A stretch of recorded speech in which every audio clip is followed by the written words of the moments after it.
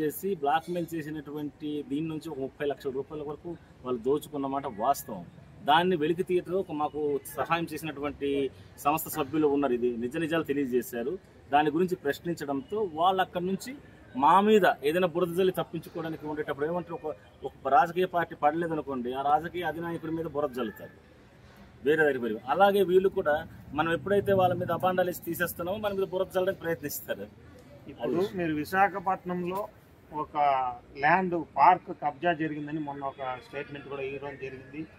దీనిపైన ఆపోజిట్ వాళ్ళు ఏం చెప్పినారంటే, మేము మొన్న న్యూస్కి పెట్టినప్పుడు అక్కడ ఉన్న ఒక అతను మాకు ఫోన్ చేసి అతను చెప్పేవంతా అవాస్తవాలు, దాని గురించి ఇంతవరకు మేము అట్లాంటి ఇదే చేయలేదని వాళ్ళు చెప్పుకొస్తున్నారు. దానిపైన మీ స్పందన ఏంటి? ఒకటి అబద్ధం అని చెప్పడానికి మేము ఆధారాలతో పాటు రికార్డ్స్తో పాటు మీకు చూపించి పంపించి చెప్పాము. గవర్నమెంట్ ఇచ్చినటువంటి రికార్డు ఎలా అబద్ధం అవుతుంది? వాళ్ళు చెప్పడం ఏమంటే అది వీళ్ళు డూప్లికేట్, ఆ జాగా కాదు ఇంకో జాగా డాక్యుమెంట్స్ పెట్టినారని వాళ్ళు చెప్తున్నారు. దానిపైన మీరేం స్పందిస్తారు చెప్పండి. ఆ జాగా కాదు ఇంకొక జాగా అని వాళ్ళకి తెలిసి ఉంటే, అది నిజమని తెలిసి ఉంటే వాళ్ళు డెఫినెట్గా దాని మీద కోర్టుకు వెళ్ళే అర్హత ఉంది. వాళ్ళు వెళ్ళొచ్చు. అదా కాదా తేల్చడానికి మా సమక్షంలో వాళ్ళ సమక్షంలో ఏ స్థలం అనేది చూపించుకొని ఇచ్చేయమని చెప్పండి. ఇప్పుడు ఫర్ ఎగ్జాంపుల్ ఒక స్థలం అనేది దాని మీద మేము అబ్జెక్షన్ పెట్టాము. ఆ స్థలం కాదు అని అంటే, ఇది కాదు ఇది అబద్ధం అంటే మా సమక్షంలో మీడియా సమక్షంలో వీళ్ళు ఏ స్థలాన్ని తీసుకుంటున్నారు అనేది తీసుకుని దాన్ని చూపించవచ్చు కదా. మేము పార్క్ స్థలం మధ్య నుంచి రోడ్డు వెళ్తుందని చెప్పాం, వాళ్ళు లేదని చెప్తున్నారు. అది సంబంధం లేదని చెప్తున్నారు సార్. అది పార్క్ స్థలం కాదు, అలాగ వెళ్ళట్లేదు, మేము తీసుకుంటున్న దారి ఇది అని చూపించవచ్చు కదా. మేము మొన్న పెట్టిందంతా వాళ్ళు కలెక్టర్ దగ్గర కూడా వెళ్ళినారన్నారు. మిమ్మల్ని కూడా రెస్పాండ్ అవుతామని కూడా వాళ్ళు ఎవరు ఫోన్ చేయడం జరిగింది. ఎలా రెస్పాండ్ అవుతామని? డైరెక్ట్ గా పోయి కలుస్తామని చెప్పినారు. నన్ను కలిస్తే ఇది అబద్ధం అయితే నన్ను కలాల్సిన అవసరం అది మాకు తెలియదు కాబట్టి నేను మిమ్మల్ని అడుగుతున్నాము అంతే. మీకు ఇప్పుడు ఈ సంస్థ పెట్టిన వల్ల మీకు కూడా ఒకవేళ ఫోన్ కాల్స్ రావడం, బెదిరించడం కానీ ఇలాంటిది ఏమన్నా అనుభవంలో జరిగిందా? ఒక సమస్యతోనే కాదు, అనేక సమస్యల మీద వెళ్ళేటప్పుడు మమ్మల్ని భయపెట్టడానికో మమ్మల్ని బెదిరించడానికో వాళ్ళ ఎత్తుదలు ఇచ్చేందుకో మాకు బెదిరింపుల కాల్స్ అనేవి వస్తాయి. బెదిరింపు కాల్స్కు భయపడిపోయి మేము భయపడిపోయి వెనకడుగు వేస్తే అక్కడ ప్రజలను దోచుకోవడం జరుగుతుంది, ప్రజా సమస్యల మీద దోచుకోవడం జరుగుతుంది. ఇక్కడ మేము కొన్ని చేసిన ఆరోపణలు అబద్ధమని నిరూపించడానికి ఎటువంటి ఆధారాలు వాళ్ళు చూపించారు అన్న దాని మీద ఇది లేదు. మీరు ఆధారాలు మాకు పంపండి మీరు అడుగుంటే, ఆ స్థలం కాదు ఇంకో స్థలం అంటే ఆ స్థలం గ్రాఫిక్, ఆ స్థలం ఎక్కడుందో చూసుకొని ఈ స్థలానికి దీనికి సంబంధం లేదు, ఇది ఫలానా సర్వే నెంబర్కి సంబంధించిందని చూపించవచ్చు కదా.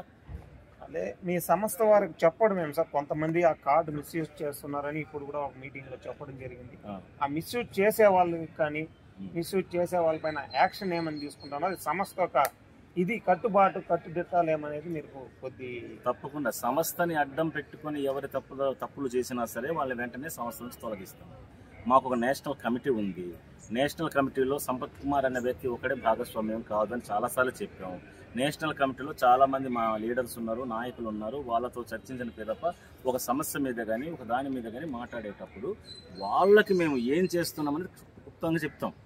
వాళ్ళు తప్పు చేసిన రుజువు అయితే మా సంస్థను తొలగిస్తాం. ఫర్ ఎగ్జాంపుల్ ఏదైనా గవర్నమెంట్ ఉద్యోగం, ప్రభుత్వ ఉద్యోగం తప్పు చేసి తప్పు చేసిననుకోండి, మొదట ఆయన సస్పెండ్ అవుతాడు. ఆయన నిజ నిరూపణ చేసుకొని వచ్చాక మళ్ళీ పోస్టింగ్స్ ఇస్తుంటారు వాళ్ళకి. అవునా కదా?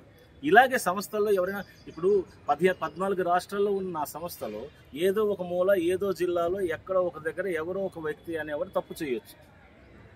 దానికి సంస్థకు సంబంధం లేదు, దాని వ్యక్తిగతంగా చేసే తప్పు అవుతుంది కానీ సంస్థ తరపున సంస్థ తీసుకోదు కదా. ఇప్పుడు సార్ ఇప్పుడు మీరు ఒక చిత్తూరు జిల్లా కానీ మిగతా జిల్లాల్లో కూడా కానీ ఒక ప్రాబ్లం జరిగిందంటే స్టేట్ లీడర్ స్పందిస్తున్నారు. జిల్లా లీడర్లు కొద్ది స్టేట్ లీడర్ చెప్పేదాకా కానీ జిల్లా లీడర్లు కానీ జిల్లాలో ఉండే టీములు కానీ కొంచెం స్పందించట్లేదు. మీరు మంత్లీ ఏమన్నా టెలికాన్ఫరెన్స్ ఏమన్నా పెట్టి మీరు వాళ్ళపై దిశానిర్దేశం ఏమన్నా చేయడం జరుగుతుందా? లేదంటే వేరే ఏమైనా లోటుపాటు అక్కడ ఉన్న సమస్య అంటే స్టేట్ లీడర్ అయితే ఇప్పుడు విజయవాడలోనో వైజాగ్లోనో ఉంటారు. ఇప్పుడు వాళ్ళు వచ్చి ఆడ తీర్చేదాకా అక్కడ ఉన్న ప్రాబ్లం సాల్వ్ అయ్యేది అట్లా, దానిపైన కొంచెం క్లారిటీ. ప్రతి జిల్లా నాయకులు వాళ్ళ జిల్లాల్లో జరుగుతున్న స్పందనల పైన తప్పకుండా వాళ్ళు మాకు స్పందిస్తున్నారు. మాకంటూ ఒక వాట్సాప్ గ్రూప్ ఉండేటప్పుడు ఆ గ్రూప్లో జరుగుతున్నటువంటి తప్పు ఏదైతే దాన్ని ప్రవేశపెడుతున్నారు, వెంటనే అక్కడ ఉన్న లీడర్లు ఎవరైతే ఉంటారో అంటే ఒక విషయం ఉంది, ఎలా ఉంటుందంటే ఒక స్టేషన్కి మనం వెళ్ళామంటే కానిస్టేబుల్ పోలీస్ ఆఫీసర్ ఇదే, కానీ వాళ్ళ మీద ఒక అధికారిగా ఒక నిలబెడతాం. అది సంస్థకు కానీ ఎవరికైనా ఒక అధికారికి ఇస్తాం. వాళ్ళ ఆలోచనలు బట్టి వాళ్ళ ఆజ్ఞల్ని బట్టి కొద్దిగా ముందుకు వెళ్ళమని చెప్తాం. కారణం ఏంటంటే సభ్యుడు తప్పు చేసినట్టు తెలియక తప్పు చేస్తే అది సంస్థకు ఆపాదిస్తున్నారు. అలాంటప్పుడు ఆ సభ్యుని చేస్తూ చూపించినట్టు విషయంలో తప్పిదం ఉందా లేదా, ఇది ఎంతవరకు ఉందో చూసుకొని ఓకే యూ ప్రొసీడ్ అని చెప్పే బాధ్యత మా నాయకులకు ఉంది. అక్కడ నాయకులు చూస్తున్నారు. ఫర్ ఎగ్జాంపుల్ మీరు అడిగిన చిత్తూరు జిల్లాకి సంబంధించి చిత్తూరు జిల్లా చైర్మన్ కానీ చిత్తూరు జిల్లా ఉన్నటువంటి ఇన్ఛార్జీలు కానీ వీళ్ళు ఉంటారు. అలాగే నేషనల్ కమిటీ నుంచి స్టేట్ కమిటీ నుంచి కూడా కొంతమంది ఉన్నారు. కేవలం జిల్లా సభ్యులే కాదు, ఖచ్చితంగా దీని మీద స్టేట్ కమిటీ సభ్యులు కానీ నేషనల్ కమిటీ సభ్యులు కానీ ఒక ఆదేశం పాస్ చేస్తే జిల్లా కమిటీ సభ్యులు స్పందిస్తారు. ఇంకోటి సార్ దానిపైన ఇప్పుడు ఈ కార్డ్ డేస్ మీ ఐడి కార్డ్ వేసుకు వెళ్తే పోలీస్ స్టేషన్లో కూడా ఇలాంటి సమస్య చాలా ఉంది. మీరు కూడా ప్రైవేట్ ఆర్గనైజర్ మీకేం